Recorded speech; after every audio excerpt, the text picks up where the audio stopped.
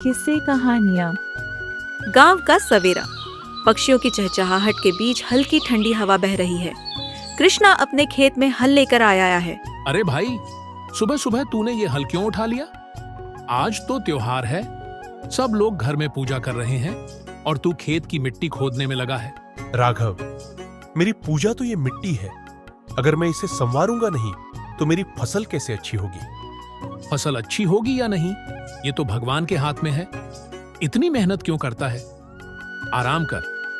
राघव, मेहनत के बिना कुछ नहीं मिलता और मेहनत के बाद जो फल मिलता है उसकी मिठास ही अलग होती है। लेकिन भाई, अगर मौसम ने साथ नहीं दिया तो, ये बीज खराब हो गए तो तेरा सब पैसा बर्बाद हो जाएगा। देख राघव, मैंने अपने हिस्से की मेहनत करनी है, बाकी भगवान पर छोड़ दूंगा। धैर्य और विश्वास के साथ जो चलता है उसे कभी हार का सामना नहीं करना पड़ता। अच्छा, अब तुझे संत बनते देखना बाकी रह गया था। दोनों हंसते हैं और राघव वहां से चला जाता है। कृष्णा अपने खेत में लगन से काम करता रहता है। शाम का समय, कृष्णा घर लौटता है। मालती रसोई में काम कर रही है, बच्चे खेल रहे हैं, घर में साधारण सा माहौल है। कृष्णा आज फिर पूरे दिन खेत में लगे रहे। घर के खर्चों का भी तो ख्याल करना चाहिए, बच्चों की पढ़ाई के लिए पैसे चाहिए। मालती, फसल अच्छी होगी तो सब ठीक हो जाएगा, थोड़ा धैर्य रखो। हर बार धैर्य की बात क्यों करते हो? बच्चों की फीस का क्या होगा? जो पैसा फसल में लगाया है, अगर वो डूब गया तो? देखो मालती, मेहनत और विश्वास से बड़ी कोई चीज नहीं होती। बस थोड़ा और इंतजार करो, फसल अच्छी होगी। मुझे डर लग रहा है कृष्णा, पिछले साल भी नुकसान हुआ था, अब और सहन नहीं कर सकती। कृष्णा मालती को समझाता है और बच्चों को देखकर मुस्कुराता है। तुम लोग पढ़ाई पर ध्यान दो, मैं मेहनत करूंगा तो तुम्हारा भविष्य जरूर संवर जाएगा। बच्चे पिता के कहने पर सिर हिलाते हैं। गांव के बुजुर्ग चौपाल पर बैठे हैं। उनके पास गांव के लोग आकर सलाह लेते हैं।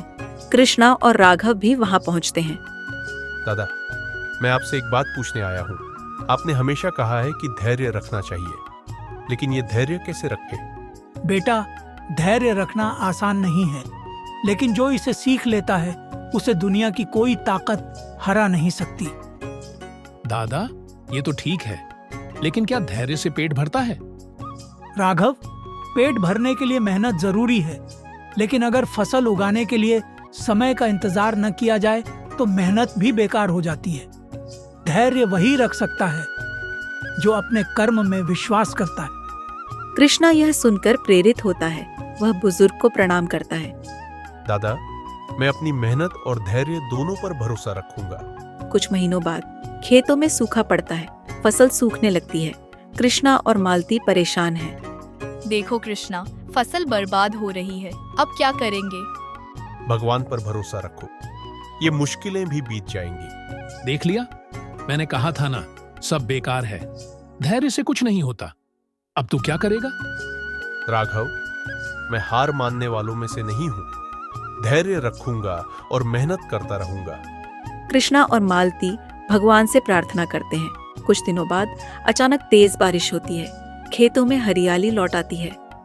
देखा कृष्णा, बारिश हो गई, भगवान ने हमारी सुन ली। मैंने कहा था ना, सब्र का फल मीठा होता है। अब फसल अच्छी होगी। माफ कर भाई, मैंने तुझे बेवजह निराश किया। तूने सच्चा सबक सिखाया। कृष्णा, तूने साबित कर दिया कि मेहनत और धैर्य का फल मीठा होता है। कृष्णा की फसल शानदार होती है। परिवार खुश है। गांव में उत्सव का माहौल है। कृष्णा, तेरे धैर्य ने हमारा जीवन बदल दिया। मालती, ये तो बस मेहनत और विश्वास का फल है। और सब्र का भी। अब मुझे भी सब्र रखना सीखना पड़ेगा। कृष्णा, तूने साबित कर दिया कि धैर्य और मेहनत से बड़ी कोई ताकत नहीं। सभी हंसते हैं। कहानी यहीं समाप्त होती है। संदेश: सब्र का फल मीठा होता है।